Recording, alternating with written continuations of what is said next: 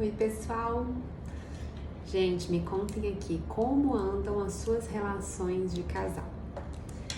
Eu recebo uma demanda expressiva de pessoas que estão em relações e não estão felizes, e recebo também pessoas que querem estar numa relação, né?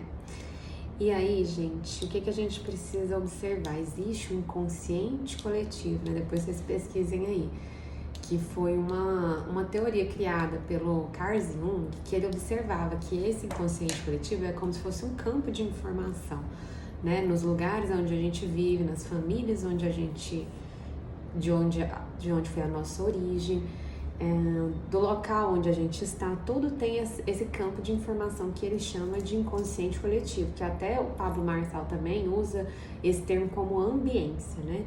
E que de acordo com aquele ambiente, né, é como se a gente acabasse se sentindo, como que eu posso dizer, manipulada a agir de determinada forma, que é aquele efeito manada, né? Então, faça esse momento, né, de meditação, de análise, pare, reflita, né, medite se, assim, o que você quer, né, porque a gente tende, gente, nós somos pura energia e a gente tende a vibrar muito mais naquilo que a gente não quer do que naquilo que a gente quer.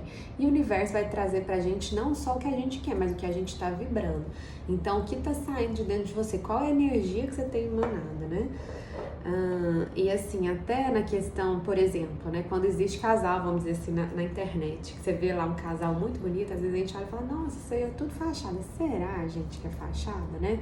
Enquanto eu, né, como ser humano, né, como uma fagulha divina, enquanto eu não acreditar que sim, existem casais felizes, existem pessoas que são plenas no relacionamento, como que eu posso querer viver isso se eu não acredito pro outro, né? E aquilo que a gente aplaude, a gente atrai pra gente. Então, o que vocês têm aplaudido, né? Vocês têm ficado mais de olho numa relação que vocês acreditam ser forjada? Ou vocês realmente olham com o olhar assim, nossa, é possível existir uma boa relação de casal?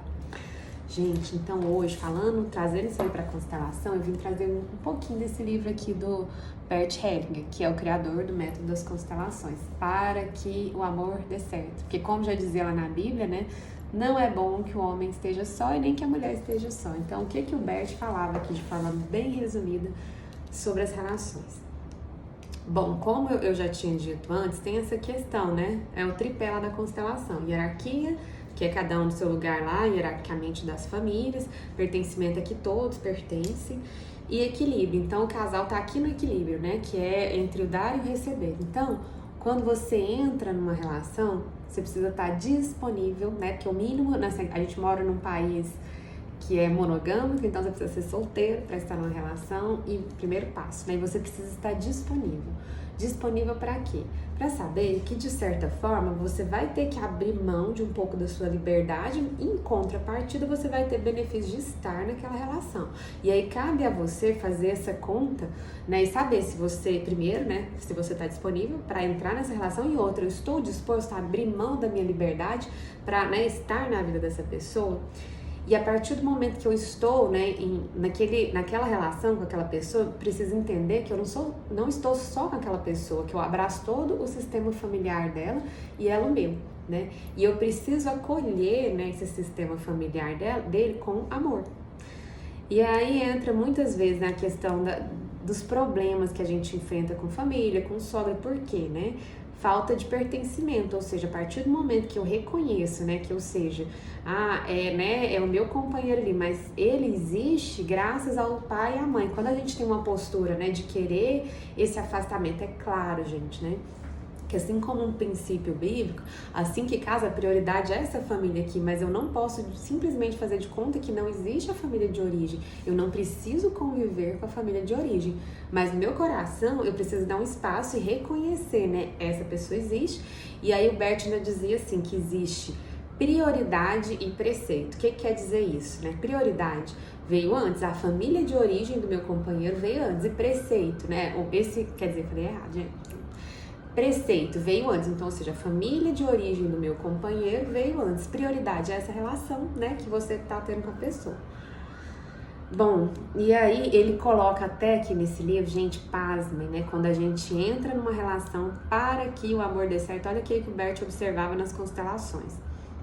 que quando a gente olha pro companheiro, a gente precisa também ter gratidão até pelo passado dele, pelas namoradas, pelas esposas que já passaram pela vida dele. Por quê, né?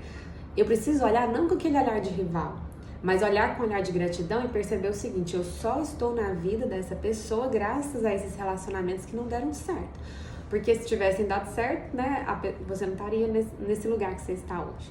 Então, quando eu consigo olhar com esse olhar, assim, também, gente, não tem que conviver, entenda bem. A gente só precisa entender que, assim, ter esse sentimento de gratidão, falar, nossa, ainda bem, como diz, né? Porque às vezes acontece, principalmente de mulher, de falar, aquela piriguete, aquela mulher louca, gente do céu, deixa, ainda bem que ela foi dessas características, se é que ela foi mesmo, porque graças aos defeitos que ela teve, que pra ele não foi suportável, vamos dizer assim, hoje você pode estar no lugar, né, atual com ele, né, em uma relação com ele.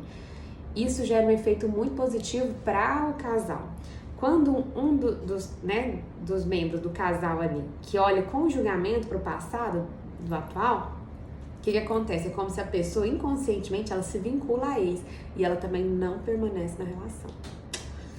Bom, é importante também a gente olhar essa questão dos emaranhamentos, que também é um termo da constelação, que é o amor cego, que muitas vezes se observa assim de padrões que se repetem na família, né? Por exemplo, às vezes há, né, várias gerações das mulheres sendo traídas ou sendo agredidas, e aí inconscientemente a pessoa, né, ela atrai de forma inconsciente alguém que vai fazer para ela o mesmo que já ocorreu com os antepassados dela. Então, através da constelação é possível olhar isso e dizer, né, eu fico no meu lugar, né, e deixo com vocês. Né? Porque o amor, ele vem para somar, mas muitas vezes esse amor cego, ele vem para nos ferir. Bom, gente, aí por último aqui, não mais importante, são os 3 pilares que o Bert observava que fazem, né, com que as relações sejam duradouras. E quais são esses 3? Cumplicidade, que é um pelo outro, né? Tinha uma professora minha que até brincava assim, um mata, o outro enterra. Então, assim, é necessário que haja essa cumplicidade entre o casal. Objetivos em comum, porque senão um quer ir para o sul e o outro quer ir para o norte, né? Não se sustenta uma relação assim. E por último, a química entre o casal. Bom, gente, de forma resumida é isso que o Bert fala sobre as relações. Eu espero ter contribuído na vida de vocês. Qualquer dúvida que tiverem, se precisarem de apoio nesse sentido, estou aqui para auxiliá-los. Beijo e até mais. Tchau, tchau.